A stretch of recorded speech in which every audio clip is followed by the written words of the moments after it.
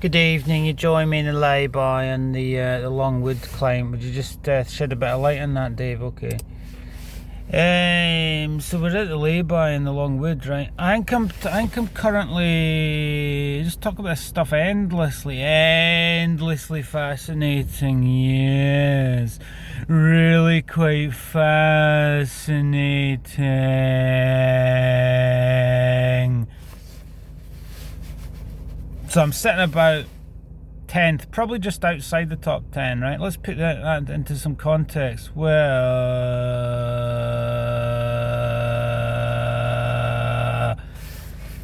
so about 3 or 4 years ago, I was out with the cycling club, back when there was a cycling club, right? All praise to Cameron Skade. Let's just talk about Cameron Skade, actually, by the way. Kind of was slagging off teachers, right? Not all teachers are created equal, right? So Cameron Skade was actually quite good, and he, because a term, obviously, I came up with that. There's 3 things I came up with that I'm quite proud of, right? Obviously, I didn't come up with it. I'm a mere vessel, Ken, as to quote Keith Richards, all the ideas are floating around, aren't they? So...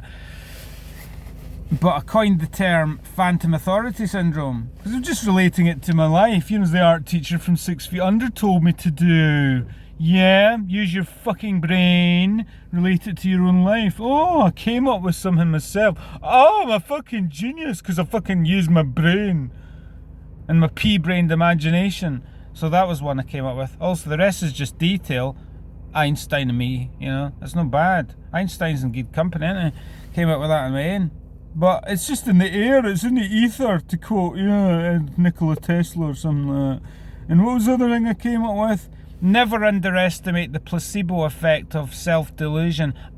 Came up with that myself. And then fucking 5 years later, all these YouTubers were talking about, that's why I said kiddies! Because I'm coming up with all this shit, and no one's paying me for it, right? How do I know that I didn't put this stuff out, and then somebody nicked it, and then they get a 200,000... subscriber YouTube channel with their lovely monetization and did it. But anyways, and what am I doing? Am I the trailblazer that gets paid fuck all for all this? 1.1 thousand YouTube videos. The best YouTuber in the history of fucking Dumfries, David Keenan.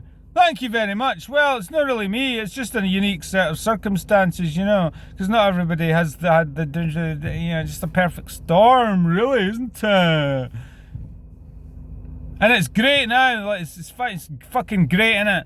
Finally, even though my YouTube channel's no blown up, it's got 555 subscribers, right? So it's still alright, but I wouldn't say it's blown up, but I kind of got the power like in He-Man to obviously blow it up, but I kind of feel like, what's the point? I could blow it up like Cassette Boy, who gives a fuck? I don't care about, I kind of am the best YouTuber in history of Dumfries, so fuck you. I don't need to prove it by sitting at my computer and wasting all that time. Somebody said all you need to do is export your stuff to TikTok and be a YouTube star. Probably could make it palatable for the little children that are 10 years behind. Anyway, back to Cameron Skade, right? He did some good shit for the club because he photographed me. So it's all about me, right? So because he photographed me, I think he's good. Anybody that does something for me is good. Narcissistic personality disorder, right? So he helped me. I won the hill climb, but he was quite gracious in defeat, even though he wasn't defeated because he was hosting the thing. But he contributed a lot to the club actually, and all the hassle again, like all the folk, they put up all the signs and did it, and have to turn up the responsibility, But I suppose he uses his transferable skills from being an English teacher or whatever he does, right? So that was quite good. He actually contributed to the community. But he also sent me a few wee things. He sent me something one day, that Deadwater Fell thing, the bike race scene thing, and I didn't disappoint him, did I? Because he sent me the wee opportunity, right, and I ended up doing it. Ken, those that talk and those that actually fucking did it, didn't I?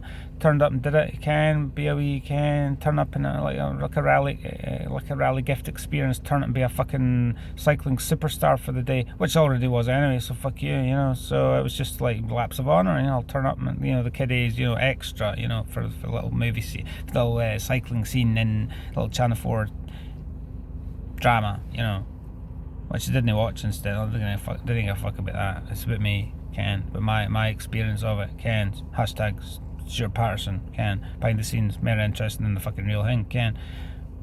No, really, I'm only just having a laugh, right? But aye, so went up and down the hill like Jack and Ori, Jack and Jill, or something. Fetch a pail of water. I went up and down the hill.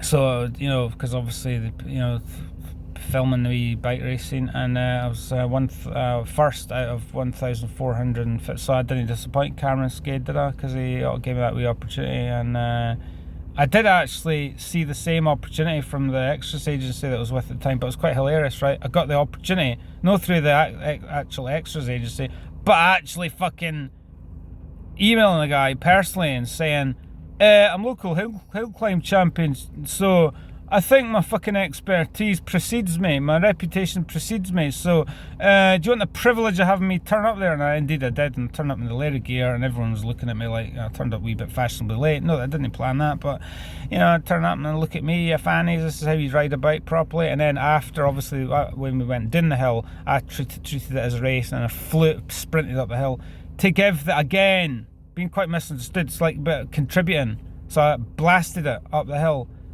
killed myself up because I was in good shape at the time, right?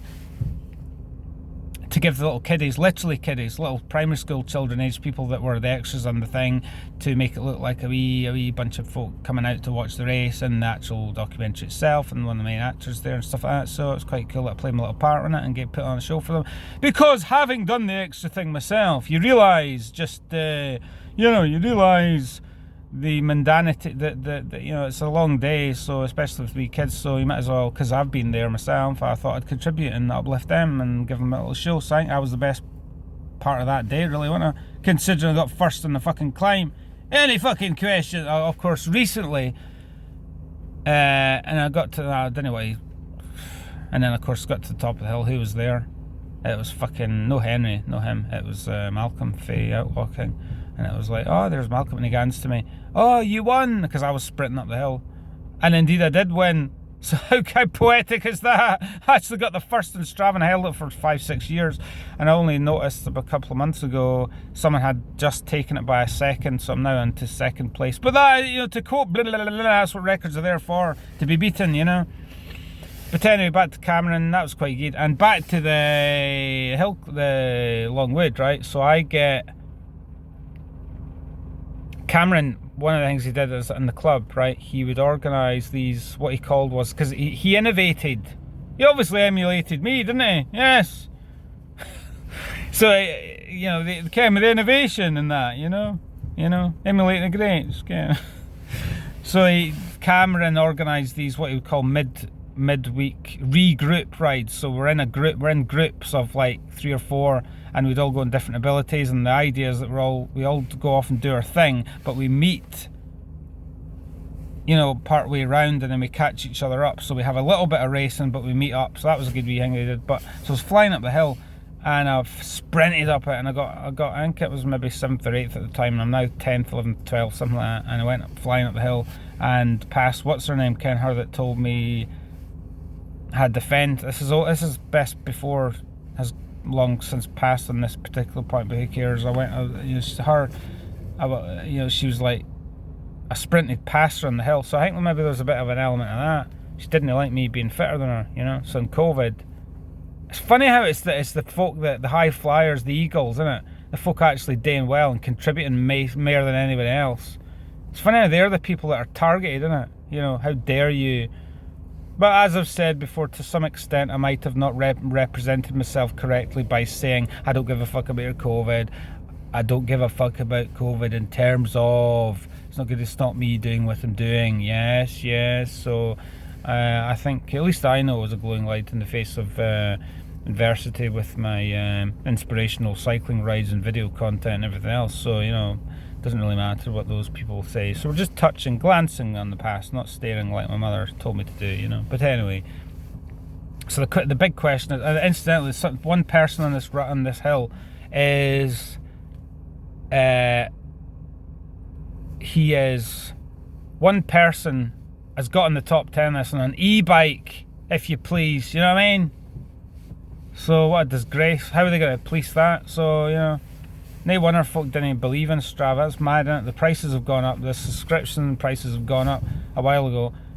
And then the e-bike sales have gone up. So how do you police that? So what's the point in being on Strava? Fuck that. It's no real racing. So it's a bit disheartening, a bit soul destroying, isn't it? When you blast it and give your absolute heart and soul, you know, and spit blood and everything, and literally taste blood in your lungs because you're pushing it that hard, right, to get to the top of a climb faster than anyone else.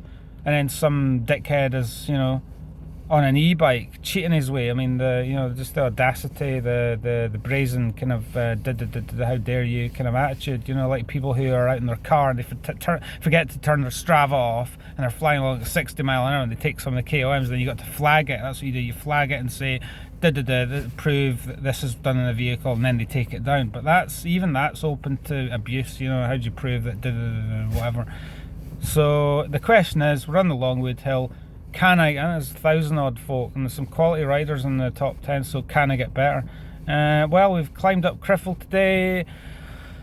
Calves are feeling it, but it doesn't matter. Keep the body moving, as Dick Van Dyke said, and keep it going. And I'm going to go on the turbo train when we get back into it. And there you go. Can I get higher up the top 10 on the Longwood? I think one of the secrets to that is, right, think big, right? One of the secrets is get out on new roads and experience new circumstances, new roads to invigorate the whole experience in order that I may come back refreshed, even as this jaded carcass still ages.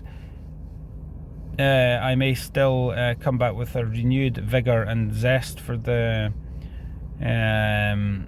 grind and the and I may well find that I continue to be excellent, you know. So